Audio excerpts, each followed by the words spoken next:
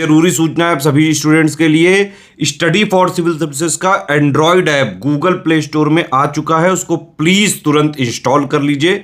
और अगर आप स्टडी फॉर सिविल सर्विसेज के सिर्फ ऐप से कोई भी कोर्स, कोई भी पीडीएफ परचेस करते हैं तो उसमें अप्लाई कूपन, अगर आप ज्ञान सर जो है आप उसमें अप्लाई करते हैं, ये कूपन कोड है, तो उसमें 20% फीस तुरंत माफ हो जाएगी। मतलब 20% डिस्काउंट तुरंत उसमें लग जाएगा। ज्ञान सर लिखना है, नॉर्मली ज्ञान सर स्मॉल लेटर में है सब कुछ, कोई स्पेस नहीं, कोई कॉलम नहीं, सिर्फ ज्ञान सर GYANSIR। इस तरह से अगर कूपन कोड लगाते हैं आप ऐप में बाई करने से पहले, जो अप्लाई कूपन वाले में आता है, तो 20% का डिस्काउंट तुरंत मिलेगा। वीडियो देखिए। नमस्कार दोस्तों, स्टडी फॉर सिविल सर्विसेज के पेड इनिशिएटिव का ये टेस्ट सीरीज़ है जो मैं आपको लेके आया हूँ आपके लिए। फुल एंड टेस्ट सीरीज़ जो हम स्टडी फॉर सिविल सर्विसेज वाले देते हैं, फुल एंड टेस्ट, ऐसे ही हम सेक्शन वाइज टेस्ट भी देते हैं। अभी वो भी आपको दिखाऊंगा किसी वीडियो में। ज्योग्राफी के अलग, एंशिएंट हिस्ट्री अलग, पॉलिटी के अलग, ये सब हम देते हैं आपको। 40 टेस्ट सीरीज़ आपको हमारे यहाँ मिलेगी पूरे कंप्लीट प्रोग्राम में। तो देखिएगा क्या क्वालिटी है इसकी।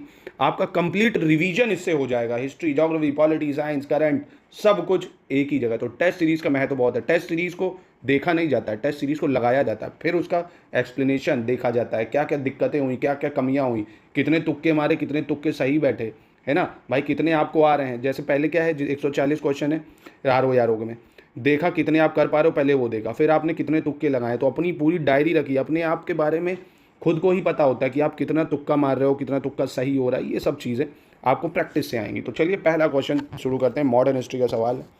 कह रहा है इसको क्रोनोलॉजी में सेट करना है। तो पहले मैं हिंदी में सवाल पढ़ूंगा, ठीक है, फिर पूरा इंग्लिश में पढ़ूंगा, ठीक है। तो निम्नलिखित घटना को क्रोनोलॉजी में सेट करना है। फॉरवर्ड ब्लॉक का गठन कब हुआ है? मुस्लिम लीग द्वारा लाहौर प्रस्ताव कब रखा गया है? बर्मा ब्रिटिश भारत से अलग कब हुआ है? और सुभाष चंद्र बोस का भारत से पलायन कब हुआ? ठीक है। Formation of forward block, Lahore resolution bye Muslim league, Burma separated from India, escape of Subhash Chandra Bose from India. अब इस तरह का प्रश्न है, समझ लो आप RO के एकदम एग्जाम सेंटर में बैठे हो, तो अब आप क्या करोगे, ठीक है। तो सबसे पहला काम ऑप्शन देखो, 3 2 1 3, मतलब 3 3 2 जगह।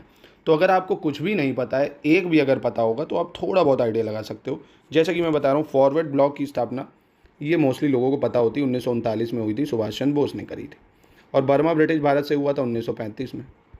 अब सुभाष चंद्र बोस का भारत से पलायन, तो वो तो फॉरवर्ड ब्लॉक बनाने के बाद ही होगा, तो 1941 में हुआ था। मुस्लिम लीग ने लाहौर प्रस्ताव कब रखा था? 1940 में रखा था ना लाहौर प्रस्ताव। तो ये देखिए, आपको ये समय याद करने पड़ेंगे, ये सब चीज़ें। तो कई चीज़ें जो बाई चांस GS में छूट जाती है हमसे, वो टेस्ट सीरीज़ में कवर हो जाती है ना, तो इसलिए टेस्ट सीरीज़ लगानी चाहिए। तो ये हो गया। अब देखिए सेट कर दीजिए आराम से। इसके हिसाब से सही उत्तर क्या बना, देखिए 3 1 2 4। क्या बन गया? 3 1 2 4, ठीक है। चलिए अपने नेक्स्ट क्वेश्चन की तरफ चलते हैं। कह रहा है ये कांग्रेस के सेशन है और कौन सा सेशन किस साल हुआ है ये आपको बताना है, ठीक है। मैं इसमें एक चीज़ और ऐड कर देता हूँ, अध्यक्ष भी ऐड कर देता हूँ, तो ज़्यादा बढ़िया रहेगा क्या। चलो अध्यक्ष भी ऐड कर देंगे। ये अध्यक्ष मैं देखता हूँ कि आप लोगों को याद है कि नहीं। आप दोस्तों मुझे कमेंट में बताइए प्लीज़, ठीक है। जैसे बॉम्बे, कलकत्ता, मद्रास, इलाहाबाद। सबसे पहला 1885 का सेशन कहाँ हुआ था? ये सबको याद होगा भाई, बम्बई में हुआ था। 1886 का सेशन कहाँ हुआ था? कलकत्ता में हुआ था। 1887 का सेशन कहाँ पे हुआ था? मद्रास में हुआ था। और इलाहाबाद में हुआ था 1888 का सेशन। प्लीज़ दोस्तों, मैं थोड़ा सा एनालिसिस भी करना चाहता हूँ। आप ये बताइए कितने लोग इसका सॉरी बिना देखे बता सकते हैं अध्यक्ष सारे का, तो मज़ा ही आ जाएगी। मतलब तैयारी शानदार है फिर आपकी। चलिए आइए बताइएगा। तो इस हिसाब से ये वाला ऑप्शन तो समझ गए ना कि इसका कौन सा सही ऑप्शन है? D सही हो जाएगा। ऐसे ही थर्ड क्वेश्चन है, युद्ध दिए हुए, देखो क्या शानदार, सारे युद्धों का रिवीजन हो जाएगा आपको। Anglo Mysore war, Anglo Maratha war, Anglo Sikh war, Anglo Burma war. आपको टाइम मैच करना है इसमें, ठीक है। बहुत ही बेहतरीन है, मिलाइए। पहला एंग्लो मैसूर वॉर कब हुआ दोस्तों? तो पता है आपको, 1767 से 69 में होगा पहला एंग्लो मैसूर वॉर। फिर दूसरा 80 से 84, तीसरा 90 से 92, चौथा 1799 में हो जाएगा। प्रथम एंग्लो मराठा वॉर कब हुआ? ये भी सही है, 1775 से 82 में। 20 साल के लिए ट्रीटी हो जाएगी, फिर 1803 में होगा। प्रथम एंग्लो सिख वॉर कब हुआ? 1845-46, बिल्कुल सही मैच है। और प्रथम आंग्ल बर्मा युद्ध 1824-26। तो ये सारे बिल्कुल सही मैच कर रहे हैं और आपका शानदार रिवीजन हो गया, बिल्कुल सही, 1 2 3 4, ठीक है। चौथा कह रहे हैं दोस्तों, 1652-54 के दौरान अंग्रेज भारत के पश्चिमी तट पर आए और पुर्तगालियों के साथ मैत्रीपूर्ण संबंध बनाए। और कारण कह रहे हैं, कारण क्या है? पुर्तगालियों ने ब्रिटेन के सम्राट जो हैं चार्ल्स द्वितीय को दहेज के रूप में बम्बई टापू दिया था। तो देखो दोनों अपनी जगह सही है भाई। पुर्तगालियों ने, जो आपको पता होगा, प्रिंस कैथरीन की शादी हो जाती है चार्ल्स सेकंड से, तो बॉम्बे दे देते दहेज में 1661 में, ठीक है, अब ये आते हैं यहाँ पे, तो अब देखिए मैत्रीपूर्ण संबंध की वजह से थोड़ी आइलैंड देते हैं, कारण असर्शन रीजन को कैसे सवाल करते हैं, बस यहाँ लिख दो क्योंकि, कि भाई मैत्रीपूर्ण संबंध बनाए, क्योंकि पुर्तगालियों ने ब्रिटेन के सम्राट चार्ल्स द्वितीय को दहेज के रूप में बम्बई दिया, ऐसा थोड़ी भाई, इसलिए थोड़ी मैत्रीपूर्ण संबंध बनाए थे, है ना। दोनों अपनी अपनी जगह सही है, पर ये इसका एक्सप्लेनेशन नहीं है, तो इसका डी हो जाएगा। ठीक है, इस तरह से इसको देखेंगे। अब पांचवा है, जैसे कह रहा है पूना में महिला विश्वविद्यालय की स्थापना, हिंदू महासभा की स्थापना, स्वराज पार्टी की स्थापना और अखिल भारतीय किसान सभा की स्थापना। अब इसकी भी क्रोनोलॉजी लिखनी है, तो देखो ऐसे ही टेस्ट हम देते हैं, वन लाइनर का कोई झमेला नहीं, आपको ऐसे मिलेंगे, सारा रिवीजन, सारी डेट, स्टेटमेंट सब हो जाएगी आपकी। तो पूना में महिला विश्वविद्यालय की स्थापना कब हुई थी? 1916 में हुई थी। हिंदू महासभा की स्थापना कब हुई थी? 1915 में हुई थी। स्वराज पार्टी की स्थापना पता होगा तो 1923 में हुई थी, और अखिल भारतीय किसान सभा की स्थापना 1936 में हुई थी। तो मिला लो, देखो 1915, 16, 23, 36, यानी सही ऑप्शन क्या बैठ गया इसका? बी हो गया, 2, 1, 3, 4। ठीक है, अगला क्वेश्चन देखते हैं। निम्नलिखित में से कौन सी पुस्तक जवाहरलाल नेहरू द्वारा लिखी गई थी? विच अमंग द, यहाँ लिख लो, who among the following, which among the following book had been written by Jawaharlal Nehru. ठीक है, the Arctic home in the Vedas, India wins freedom, unhappy India या इंडिया डिवाइडेड। ठीक है, कौन सी पुस्तक लिखी है जवाहरलाल नेहरू जी ने, ये आपको बताना है। तो देखिए, the Arctic home in the Vedas अगर आपको याद आ रही हो, ये बाल गंगाधर तिलक जी ने लिखी है ना, बाल गंगाधर तिलक ने। इंडिया विंस फ्रीडम, ये बहुत ही फेमस बुक है अबुल कलाम आज़ाद जी की, आपको कुछ रिवाइज हो रहा होगा अगर, अबुल कलाम आज़ाद जी ने लिखी। अनहैप्पी इंडिया, ये लाला लाजपत राय जी की है, unhappy India Lala Lajpat Rai, book ज़रूर याद रखना, पूछता है। इंडिया डिवाइडेड, ये लिखी है राजेंद्र प्रसाद जी ने। किसने लिखी है? राजेंद्र प्रसाद जी ने। यानी इनमें से कोई भी पुस्तक ऐसी नहीं जो जवाहरलाल नेहरू जी ने लिखी है। तो आप लोग तुक्का मार रहे होंगे ना, इनमें से कोई है ही नहीं ऐसी। ठीक है, तो इनमें से कोई ऐसी बुक नहीं है जो जवाहरलाल नेहरू जी ने लिखी। ठीक है, चलिए आगे बढ़ते हैं। अब 7वां क्वेश्चन है, आंग्ल नेपाल युद्ध जो 1814-16 में हुआ, कौन सा कथन सत्य है उसके संदर्भ में ये बताना है आपको। ठीक है, एंग्लो नेपाल वॉर पे बेस्ड सवाल है ये। 1816 में संपन्न हुई सगौली की संधि के साथ आंग्ल नेपाल युद्ध समाप्त हो गया और नेपाल को राजधानी काठमांडू को 5 वर्षों के लिए अंग्रेजों को देना पड़ा। Anglo Nepal war had been ended with the treaty of Sugauli March 1816। Nepal had to give the capital Kathmandu to the British for 5 years. कौन सा सही है ये बताना है। तो दोस्तों देखिए, पहली स्टेटमेंट तो सही है। अगर आपको याद तो ट्रीटी ऑफ सगौली में क्या निश्चय हुआ था? ट्रीटी ऑफ सगौली में ये निश्चय हुआ कि जो नेपाल है, नेपाल ने सिक्किम से अपने सारे जो क्लेम थे वो वापस ले लिए, मतलब सारे अधिकारों को भी सिक्किम से वापस ले लिया, वहाँ पे अब अंग्रेजों ही का राज चलेगा। और जो काठमांडू है वहाँ पे ब्रिटिश रेजिडेंट को रखने की अनुमति दे दी कि ठीक है आप लोग यहाँ रह सकते हो, ब्रिटिश रेजिडेंट रह सकता है, जैसे एंग्लो सिख वॉर में हुआ था। ठीक है, काठमांडू को 5 वर्षों के लिए ये सब नहीं अंग्रेजों को दिया था, रेसिडेंट रह सकता है वहाँ पे। ठीक है, यानी पहला स्टेटमेंट सिर्फ सही होगा यहाँ।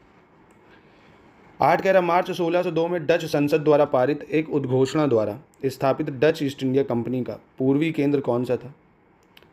विच place was the eastern centre of Dutch East India company establish by proclamation pass by Dutch parliament in March 1602? Bantam, Batavia, Cirebon या बांडुंग? तो काफ़ी फेमस है ये बटाविया जो था दोस्तों, अगर आपको पता हो। ये आपको देखिए मॉडर्न हिस्ट्री की जो स्टैंडर्ड बुक्स है उनमें भी बहुत ही रेयरली मिलेगा ये, है ना, इस टाइप के प्रश्न पूछता है। तो बटाविया जो था वो डच ईस्ट इंडिया कंपनी का प्रमुख केंद्र था। ठीक है, याद रखिएगा इसको। 9, निम्नलिखित में से कौन सा विकल्प सही सुमेलित नहीं है? Which option is not correctly match, ये बताना है। उत्तर प्रदेश के ऐतिहासिक मेले हैं और ये स्थान है। शाकुंभरी मेला, शाकुंभरी देवी मेला कहाँ लगता है? मतलब सहारनपुर में लगता है क्या? कैलाश मेला हरदोई, ध्रुपद मेला वाराणसी, मुड़िया मेला मथुरा। ठीक है, कौन सा इसमें सही नहीं मैच कर रहा है ये आपको तय करना है। तो यूपी जीके पे बेस्ड सवाल है ये। तो कैलाश मेला जो है दोस्तों ये हरदोई में नहीं लगता है, ये आगरा में लगता है। कहाँ लगता है? आगरा में लगता है कैलाश मेला। ठीक है, याद रखना, शाकुंभरी देवी मेला सहारनपुर में है, ध्रुपद वाराणसी, मुड़िया मेला मथुरा। ठीक है, चलिए 10वां देखते हैं।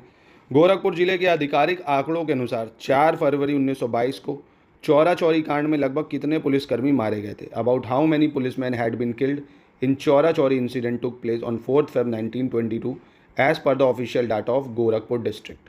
तो गोरखपुर बहुत ही फेमस, आपको क्या क्या याद रखना है? 4 फरवरी 1922 याद रखना है, चौरा चौरी जिसकी वजह से नॉन कॉपरेशन को विड्रॉ करा गया था। कितने पुलिस वाले मारे गए थे? 21, 22, 23 या 24? तो मारे गए थे दोस्तों 23 पुलिसकर्मियों को जला दिया गया था, इसलिए महात्मा गांधी जी ने विड्रॉ कर लिया। पर उसके पहले पुलिस वाले ने जो तो मारा था, इतने मर्डर करा था, तब कुछ नहीं।